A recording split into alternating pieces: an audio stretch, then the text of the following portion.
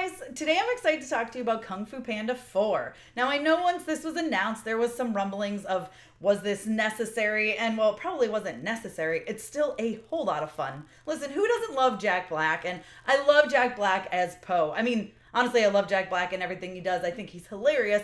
But I love Po because not only is he funny, he's cuddly, and he's got always has a great attitude, and you can learn a lot of great lessons from him. My kids love the first 3 Kung Fu Panda films, and I'm really excited to be able to show them Kung Fu Panda 4. This feels like something the whole family can really enjoy, while at the same time, kind of feels like a Kung Fu Panda for a new generation. Do you have to have seen the first 3 movies? No. They do a really good job of explaining kind of what happened in them, and it's really not necessary. That being said, of course, if you've seen the first 3 Kung Fu Panda films, there's a whole lot you can pull from this movie because this movie does a great job of kind of giving you things and aspects, fun moments, characters from the previous 3 films, while still kind of doing its own thing. Listen, Awkwafina is joining here. She's teaming up with Po. The 2 of them are off on an adventure to stop an evil person. Of course, it's called the Chameleon. The Chameleon is a great villain, by the way. Really had a blast with Chameleon. Viola Davis, come on, you can't go wrong with her. And the Chameleon's fun because it's kind of scary. Like, what's scarier than something that can literally turn into anything? And the animation does a great way of when the Chameleon like takes on other characters and stuff, other looks, you don't really notice. But there's like subtle things that I like, especially like they look kind of scaly at times and things like that, which I really enjoyed. I thought that was very smart, a smart move by the animation and whoever made those decisions. Now I will also say the animation, like let's just talk about how far animation has come from the first film in 2008. It's insane to see Po like this, his fur. I love it. It's also been a long time since we've seen Po on the big screen. I know there's the Netflix series that came out last year with Jack Black reprising the role of Po. But this is the first time we have him on the big screen, and it really delivers. Animation is stunning.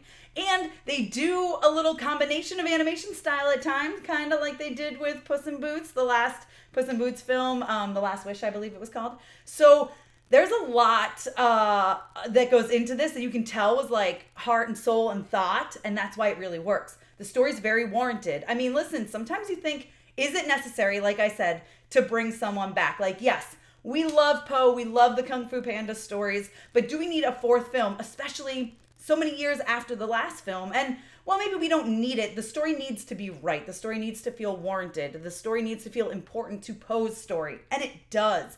And this time, it starts right off. This isn't a spoiler, and if you've seen the trailer, like, Po's being told he needs to pick a successor for the Dragon Warrior, and that maybe it's time for him to move on. And I really like that. I like the lessons that surround that, especially for children, because you got to realize sometimes you got to move on to the next thing, as much as you love this part of what you're doing, sometimes it's important to raise up to here and maybe even be a mentor to someone new, which is really what I love about this story.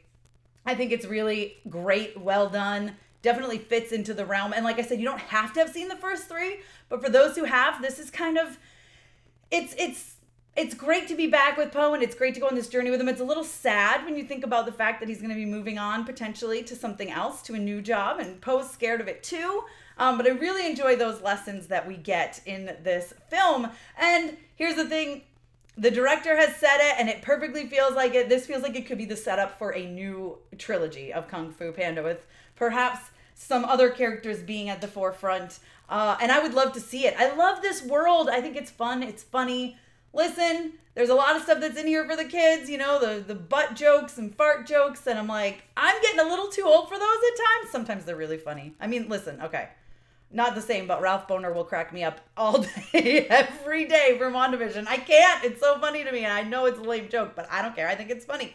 So there's things like that in here. Yes, there's things in here that are clearly for the children to laugh and giggle. There were a few kids in front of me at the world premiere, and they were cracking up during those moments. And that's what it is. This is what that's put in there for. But there's still a lot of heart and emotion surrounding this, especially like that's what you get from Po, right? That's what you get. And so, like I said, Awkwafina's a great addition. I love the 2 of them together going back and forth throughout the film. They're a lot of fun. They banter. They're silly, and I just enjoy their relationship. It's really the animation here and the story that does it for me. The villain is great. Seeing the ties to things from the past. is exciting. But again, you don't have to have seen them to really fully understand it. I'm here for it. I enjoyed this movie. I thought it was fun. I give it a 3 out of 5. And I'm looking forward to more, hopefully more of this world. I'm definitely interested to see where things go. You guys let me know your thoughts down below in the comments. Are you excited for Kung Fu Panda 4? And if by the time you got to this review, have you already seen it? What did you think? Let me know. You guys can follow me over on Instagram, Twitter, TikTok. And you guys can check me out at MamasGeeky.com. Thanks. I'll see you next time.